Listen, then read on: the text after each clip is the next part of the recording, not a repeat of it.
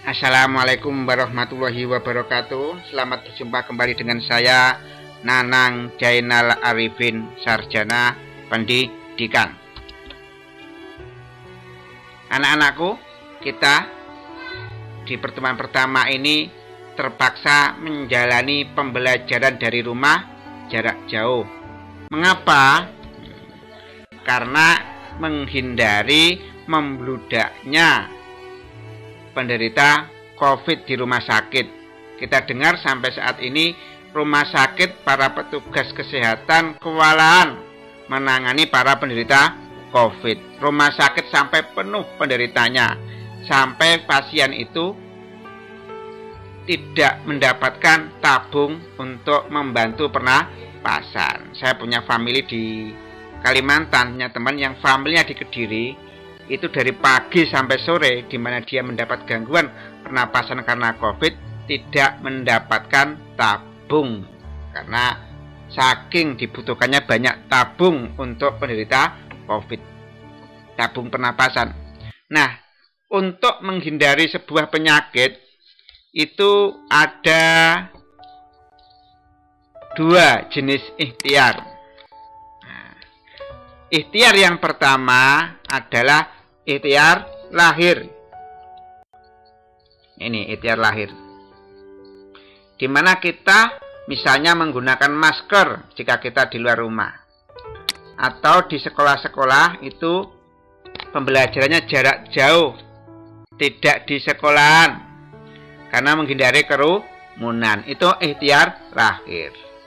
Ada juga ikhtiar batin, dengan banyak berdoa kepada Allah, seperti ada ijazah dari Kiai Haji Hasyim Asy'ari untuk menghadapi pengabruk penyakit, membaca doa yang ada di sini. Itu ikhtiar batin, dengan banyak berdoa, memohon kepada Allah, memohon perlindungan kepada Allah. Loh, untuk menghadapi penyakit itu perlu juga ikhtiar lahir. Ini ada kisah sejarah ketika masa kepemimpinan Sayyidina Umar bin Khattab pernah berkunjung ke suatu daerah di Syam yang di situ ada pagebluk penyakit seperti saat ini.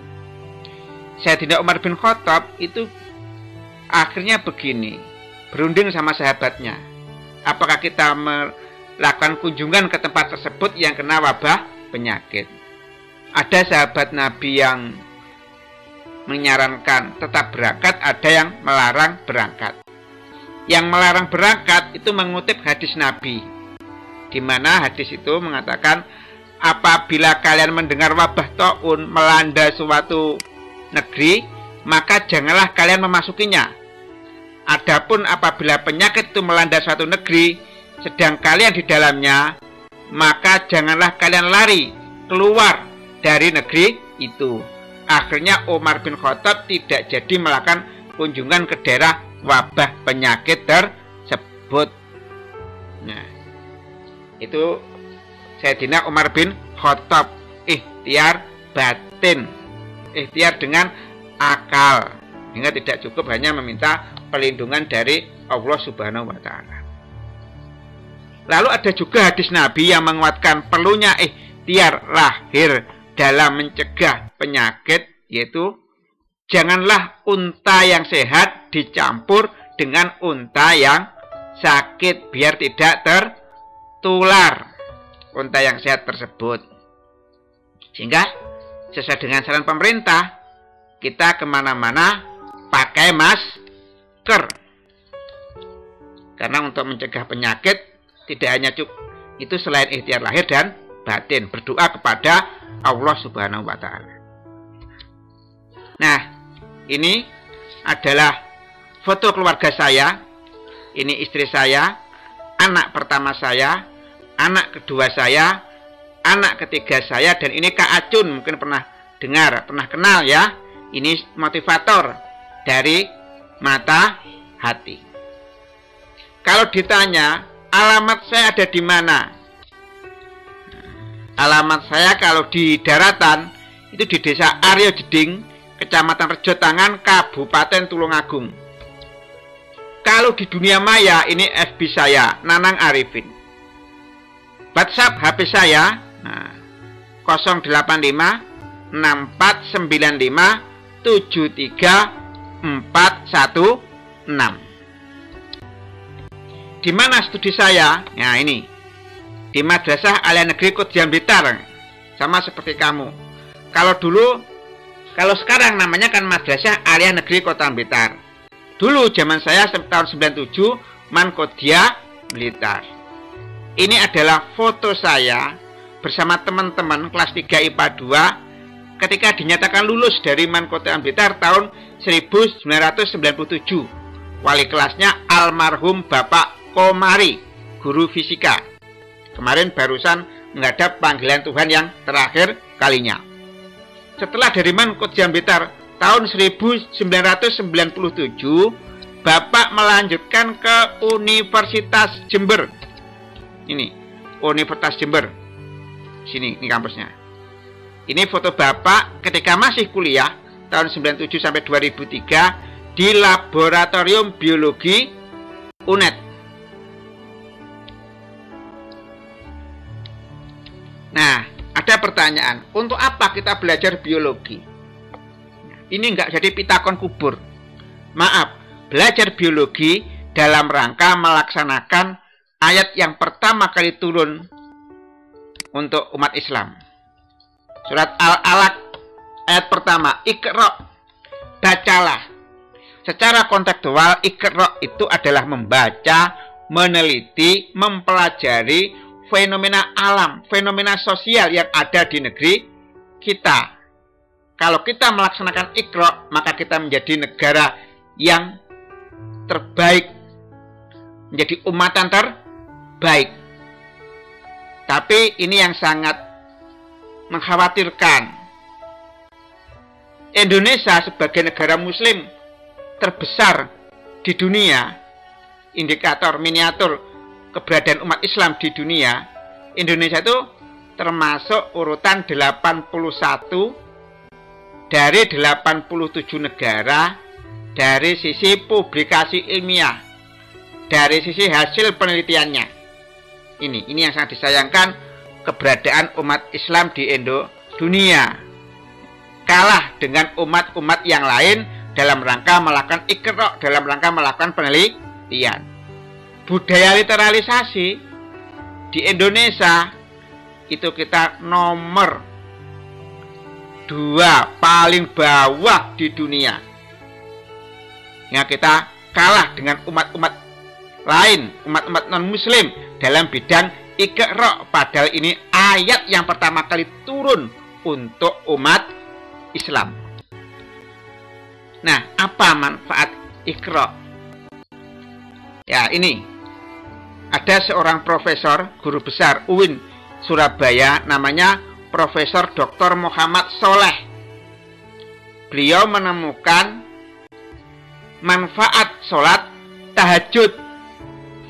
Ini diilhami dari pengalamannya ketika dia mondok di pondok pesantren Lirboyo Kediri.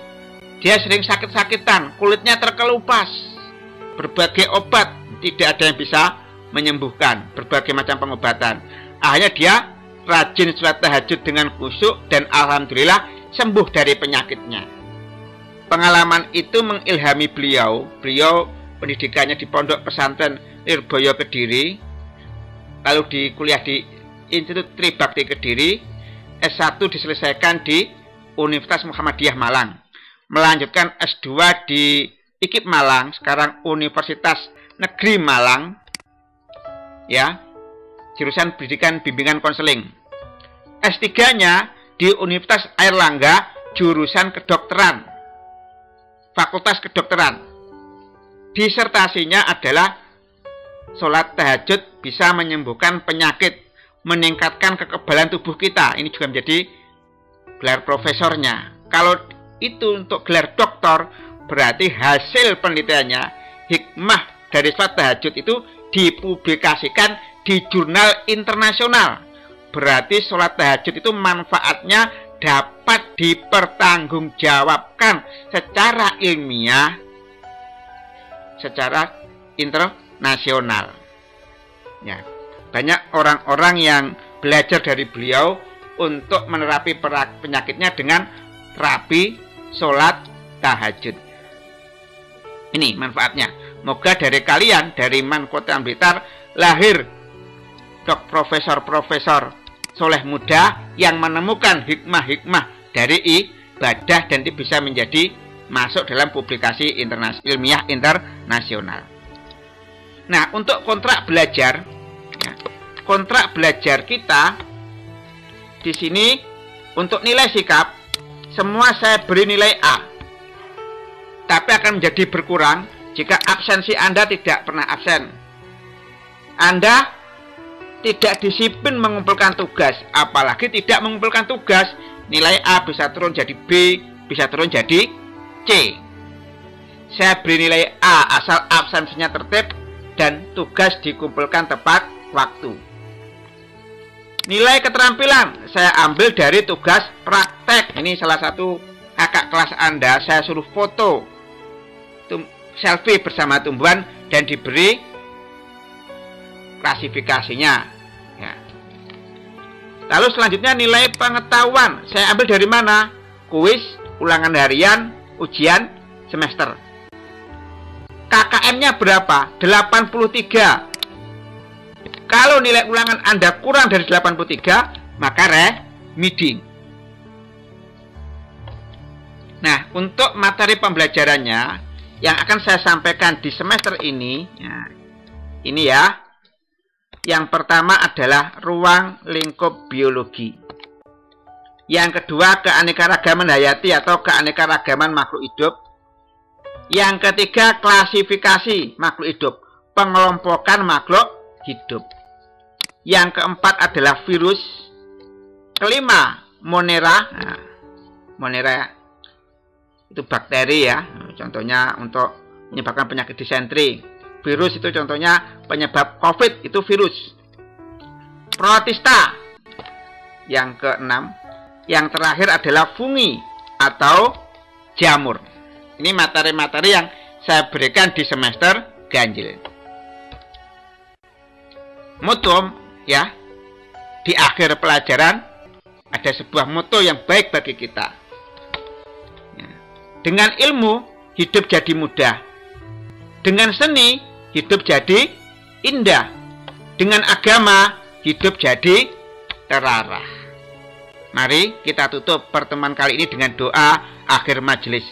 Subhanakallahumma wa bihamdika asyhadu alla ilaha illa anta astaghfiruka wa atubu ilaik.